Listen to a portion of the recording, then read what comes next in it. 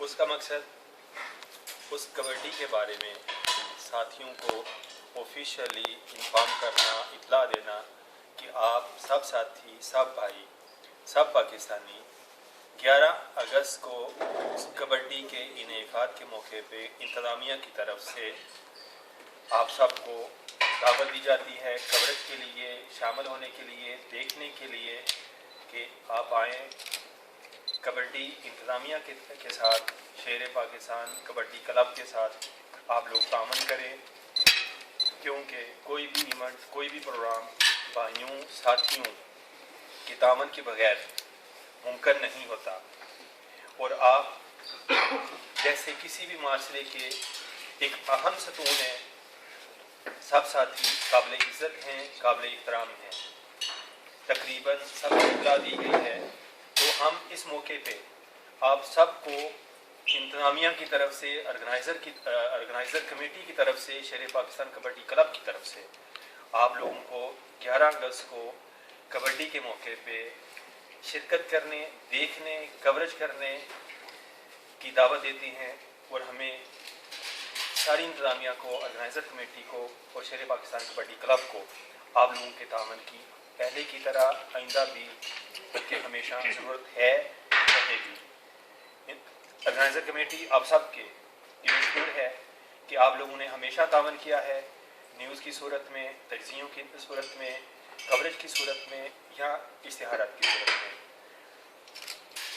Organiser committee आप सब की मशहूर है, ममनून है कि आप यहाँ पे तशरीफ़ लाए, और इस उम्मीद के साथ कि आइंदा भी आपका तामन उसी खुलूस, प्यार और मोहब्बत के साथ शेर पाकिस्तान कबड्डी क्लब के साथ रहेगा, उस इवेंट के साथ रहेगा, उस प्रोग्राम के साथ रहेगा जो कुली तौर पे पाकिस्तानियों के लिए है और पाकिस्तानी कम्युनिटी के लिए है।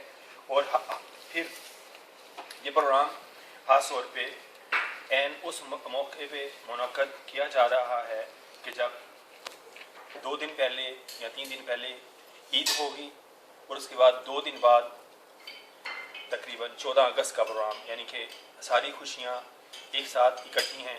हम चाहते हैं कि इन खुशियों में आप भी हमारे साथ शामिल हों, अपने भरपूर और मुस्बत।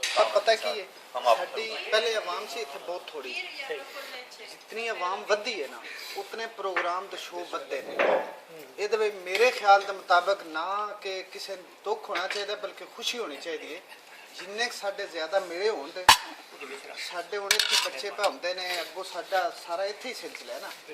ये मेरे ख्याल चो सन खुश हो के ये जरूर करना चाहिए। किसी के खिलाफ गल करनी, बयान दवाना ये नहीं है अच्छा। बाकी प्रोग्राम मैं समझना 2 के बजाय 4 हो, 4 के बजाय 8 हो इतफाक ना मुस्बत तरीके नाल बगैर इख्तिलाफात तो प्यार मुहब्बत नाल। मैं तो सारे ये भी कहना कि एक दूजे दावत देनी चाहिए, एक दूसरे का इकट्ठा प्रोग्राम होवे, मेरा होया, दूसरा होवे, तीसरा होवे, चौथा होवे, बल्कि ये सन जरूरत है। बार्सिलोना इस टाइम जितनी आबादी है ना, चलो एक क्रेज और साल 6 महीने रवेगा, ये तो खत्म होने ने ना। ये जितने भाई प्रोग्राम ज्यादा होने आस्ता आस्ता इतफाक वधेदा घटन नहीं लगा। हाँ, लेकिन कोशिश करनी चाहिए। तो मेरे ख्याल चो ये होना चाहिए कि कोई किसी बंदे के खिलाफ, देखो जी तुहाडा जिहड़ा काम है ना, तुहानू अपनी ड्यूटी देनी चाहिए, सन चाहिए तुहानू मजीद इज्जत देनी, ठीक है। बाकी मेरा ख्याल है जितने ज्यादा प्रोग्राम होने अच्छे, एक दूसरे के खिलाफ ना हो, सर मेरे ख्याल से कोई इतना माड़ा नहीं ना बयानबाजी ना दूसरा। असी कोशिश करा दे उन्होंने दावत दें कि साढ़े प्रोग्राम ते असी उन्होंने जावे, मगर अगर वो ना चाहन फिर भी साड़ी किसी ना कोई नाराजगी नहीं। ठीक गल थे कबड्डी गल्लां एक दिन 2 भी हुई ने, होर भी है, मगर कोशिश ये करांदे कि सारे बंदे इतफाक नाल प्यार नाल चलन।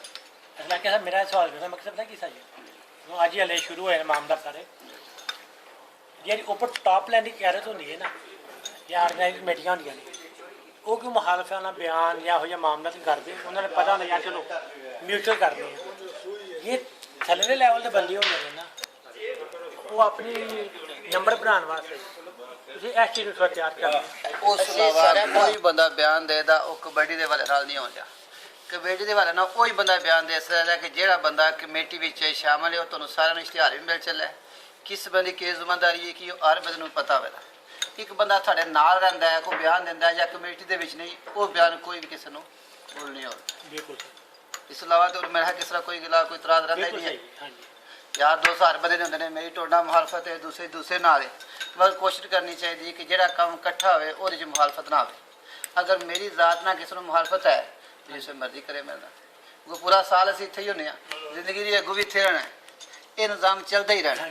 ਪਰ ਕੋਸ਼ਿਸ਼ ਇਹ ਕਰਨੀ ਚਾਹੀਦੀ ਜਿਹੜਾ ਪ੍ਰੋਗਰਾਮ ਇਕੱਠਾ ਹੋਵੇ ਸਾਰਿਆਂ ਦਾ, ਉਹਦੀ ਮੁਖਾਲਫਤ ਨਾ ਹੋਵੇ, ਭਾਵੇਂ ਕਿਉਂ ਨਾ ਅਗਸਤ ਦਾ ਹੋਵੇ, ਭਾਵੇਂ ਕਬੱਡੀ ਦਾ ਹੋਵੇ, ਭਾਵੇਂ ਕੋਈ ਵੀ ਹੋਵੇ, ਜਿਹਦੀ ਵਜ੍ਹਾ ਤੋਂ ਸਾਡੀ ਸਾਰਿਆਂ ਬੰਦੇ ਦੀ ਨਾਰਾਜ਼ਗੀ ਜਾਂ ਮੁਖਾਲਫਤ ਬਣਦੀ।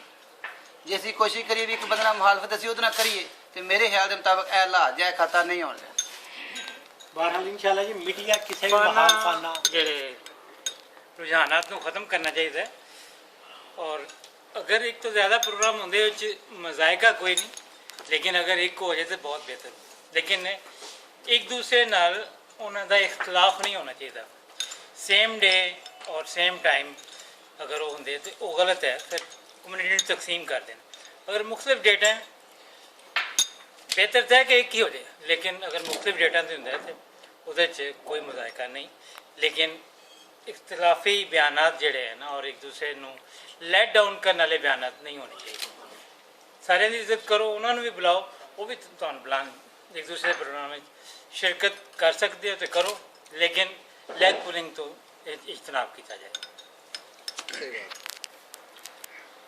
ਮਾਲਕ ਜਦੋਂ ਇੰਡੀਅਨ ਨੇ ਤਾਂ ਜ਼ਾਹਿਰ ਹੈ ਖਿਲਾੜੀ ਵੀ ਵਿੱਚ ਹੋਣ ਤੇ ਚੰਦ ਇੱਕ ਪਾਕਿਸਤਾਨੀ, ਲੇਕਿਨ ਅਕਸਰੀਅਤ ਜਿਹੜਾ ਇੰਡੀਅਨ ਨੇ ਪਾਕਿਸਤਾਨੀ ਸਿਰਫ 2 ਕਲੱਬ ਨੇ, ਮਨੀ ਸਾਹਿਬ ਦਾ ਤੇ ਮੇਰਾ। और इस तो पहला भी यही क्लब पार्टिसिपेशन कर रहे हैं, नहीं है कि पहली दफ़ा यानी कोई इंडिया या पाकिस्तानी होने, बल्कि इस तो पहला भी यही क्लब आते हैं और वही खिलाड़ी ने। नहीं नहीं नहीं नहीं ਉਹ ਤਾਂ ਇੱਥੇ ਬਹਿ ਕੇ ਜਿਸ ਤਰ੍ਹਾਂ ਮਰਜ਼ੀ ਕਰੀ, ਅਫਗਾਨਿਸਤਾਨ ਦਾ ਇੰਡੀਆ ਦਾ ਪਾਕਿਸਤਾਨ ਦਾ ਨਹੀਂ ਹੈ। ਜਿਤਨੇ ਸਾਫੀ ਭਾਈ ਹਨ ਉਹਨਾਂ ਸਾਰਿਆਂ ਦਾ ਖਾਣਾ ਲਾਹੌਰੀ ਗ੍ਰਿਲ ਦੀ ਤਰਫੋਂ ਰਾਂਝਾ